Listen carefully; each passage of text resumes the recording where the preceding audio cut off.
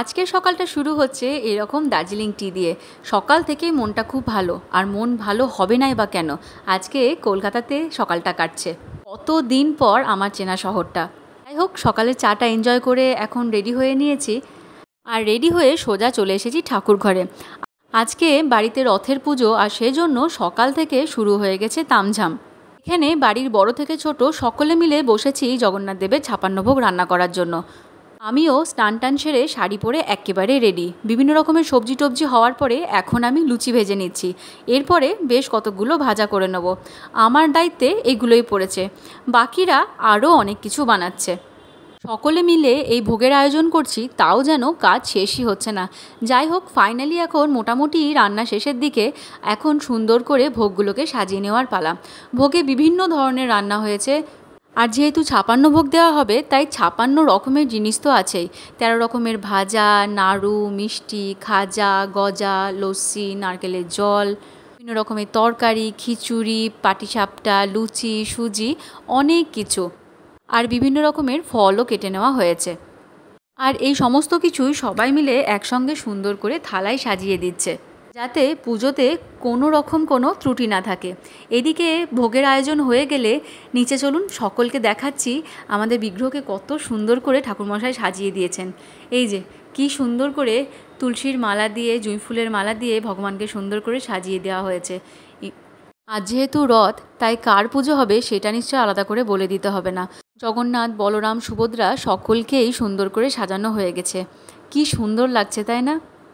আর সুন্দর লাগবেই না বা কেন, অনেক প্রতীক্ষার পর সেই পুরী থেকে ভগবানকে অনেক কষ্ট করে বাড়ি নিয়ে আসা হয়েছে। আর আজকে তারই প্রতিষ্ঠা পুজো। এদিকে পুজোর জোগাড়ও মোটামুটি প্রায় শেষ। বিভিন্ন রকমের ফুল, সবাই যা যা মিষ্টি নিয়ে এসেছিল সেই সমস্ত মিষ্টি, যা পুজোতে ঠাকুরমশাই লিস্ট করে দিয়েছিলেন, সমস্ত কিছু গুছিয়ে রেডি করা হয়ে গেছে। এখন আমিও একটু রেডি হয়ে নিচ্ছি। বাড়িতে অনেক গেস্ট আসবে আজকে, তাই সুন্দর করে লাল শাড়িটাই পরেছি। পুজোর দিনে একটু লাল শাড়ি পরে সাজলে কিন্তু বেশ ভালো লাগে। তো চলুন, কতগুলো ফটো তুলে নেওয়ার পরে এখন চলে এসেছি পুজোর জায়গায়। এই যে সকলে মিলে কিন্তু এক জায়গায় বসে বসে পুজো দেখছে, আর খুব সুন্দর করে পুজো শুরুও হয়ে গেছে। আসলে সবই তো ঠাকুরের ইচ্ছা, উনি নিজের পুজোর ব্যবস্থা নিজেই করে নেন।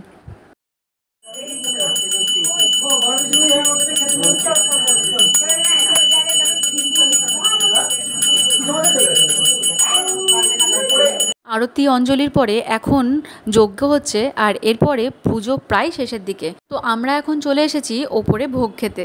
আর আজকে ভোগে কি কি রান্না হয়েছে সেটা আপনাদের সঙ্গে শেয়ার করে দিই। রথের দিন বাড়িতে জগন্নাথের পুজো, তাই খিচুড়ি তো আছেই। তো প্রথমে আছে খিচুড়ি, তারপরে আছে সব রকম সবজি দিয়ে লাবড়া, তারপরে করেছিল পোলাও, কাশ্মীরি আলুর দম, ছানার কোপ্তা, চাটনি, পাঁপড় ভাজা আর মিষ্টি। আর বলার অপেক্ষা রাখে না, ভোগের রান্না তো প্রত্যেকটা রান্নাই কিন্তু ভীষণ সুন্দর হয়েছে। তো দুপুরের খাওয়া দাওয়া শেষ করার পরে এখন বাচ্চা পার্টি বসেছে রথ সাজাতে।